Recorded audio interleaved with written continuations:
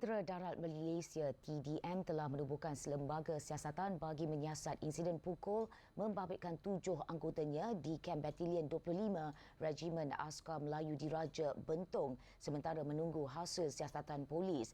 Panglima Tentera Darat PTD Jeneral Dato' Azhan Mat Uthman berkata tindakan yang paling tegas akan diambil sekiranya suspek yang terlibat didapati bersalah. Kejadian pelakuan kekerasan ini berlaku di salah satu batalion berpekalan di Bentong, Pahang, melibatkan seorang anggota berpangkat private telah pun dikasari dan kini keadaan beliau masih lagi kurang stabil dan memerlukan sokongan bantuan hayat ditempatkan di Hospital Temeloh. Jadi apa yang berlaku ini merupakan satu insiden yang tidak boleh diterima sama sekali oleh Tentera Darat. Dan kita memandang serius.